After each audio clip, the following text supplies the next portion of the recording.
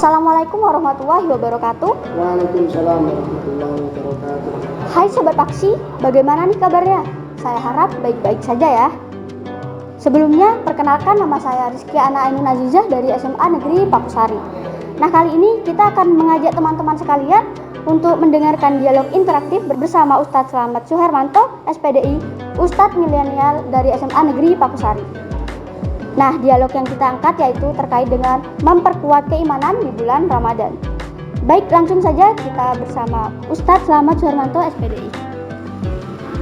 Jadi langsung ke pertanyaannya.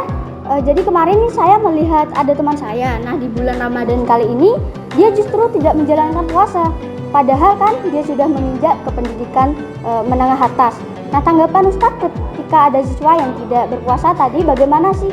Dan bagaimana pandangan Ustadz melihat anak-anak generasi Z yang berpuasa pada tahun ini? Terima kasih Mbak Ana. Assalamualaikum warahmatullahi wabarakatuh. Waalaikumsalam warahmatullahi wabarakatuh. Baik, pertanyaan yang sangat luar biasa Mbak Ana, dan ini pertanyaan yang benar-benar ada di depan mata kita, sangat kasuistis. Karena memang banyak teman-teman kita yang seumuran kita sudah balik, sudah akil balik, tapi masih tidak melaksanakan ibadah puasa ini Mbak Ana. Yang ingin saya sampaikan adalah terkait pertanyaan itu, ayat surat Al-Baqarah 183. Ayat ini sangat populer di bulan puasa ini. Baik, seperti apa? A'udzubillahi minasyaitonirrajim. Bismillahirrahmanirrahim. Ya ayyuhalladzina amanu kutiba alaikumusiyam kama kutiba alal ladzina min qablikum la'allakum tattaqun. Dari ayat ini Mbak Ana, saya ingin mengambil 2 poin saja.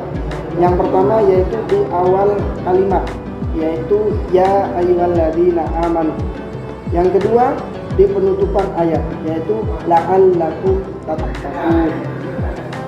Kita bahas yang pertama Mbak, yaitu ya ayyuhalladzina amanu. Kalau kita lihat di terjemahan, itu artinya adalah wahai orang-orang yang beriman. Nah, ini Mbak Ana, panggilan yang sangat luar biasa, sangat istimewa. Kita belum melaksanakan puasa saja sudah dipanggil dengan predikat yang sangat luar biasa. Apa itu? Panggilan iman. Siapa yang manggil? Yang memanggil adalah yang memiliki kehidupan ini, yaitu Allah Subhanahu wa Ta'ala. Yang pastinya ketika Allah memanggil seseorang itu ada perintah dan juga larangan. Yang mana di ayat ini Allah memerintahkan kita. Ketika memerintahkan atau melarang, Allah pasti akan menyediakan kebaikan di akhirnya, termasuk ibadah puasa. Yang kedua, panggilan istimewa ini adalah tidak sembarangan, tidak semua orang yang bisa menjawabnya. Otomatis ketika kita bisa menjawab panggilan iman ini dalam artian kita langsung puasa, maka di situ Allah menyediakan kebaikan. Lawannya adalah kalau kita tidak menjawab panggilan ini, maka kita sebenarnya menolak kebaikan itu sendiri. Yang kedua yaitu la'allakum tattaqun. Tattaqun ini kalau kita artikan adalah agar kalian bertakwa. Takwa itu banyak diartikan sebatas melaksanakan perintah, menjauhi larangan. Sebenarnya itu arti takwa sangat sempit. Banyak sekali arti takwa. Yang ingin saya sampaikan adalah dimensi takwa itu ada 2 hal, yaitu dimensi personal dan juga dimensi sosial. Kita bahas personal. Ketika kita melaksanakan ibadah puasa, kita itu dilatih. Dilatih apa? Yang pertama, dilatih jujur, dilatih disiplin. Yang ketiga, dilatih sabar.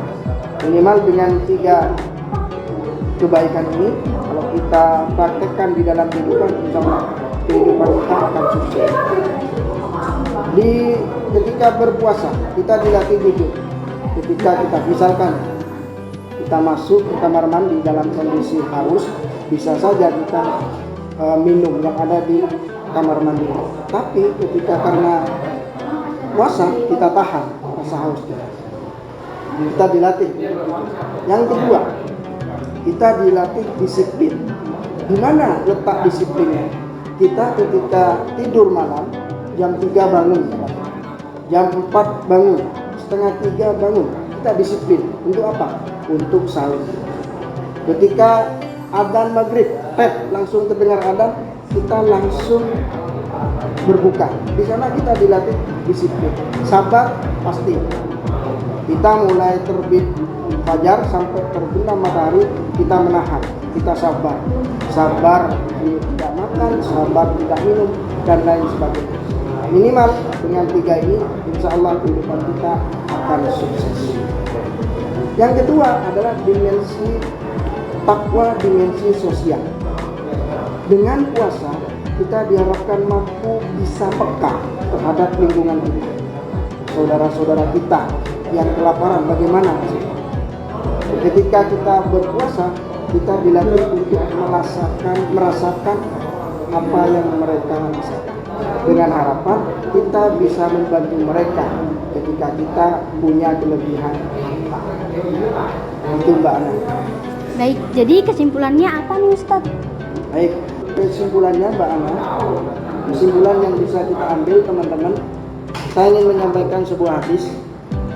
Man shoma Ramadana imana wa ihtisaban ghufira lahu ma taqaddama min dhanbi. Itu Mbak Ana.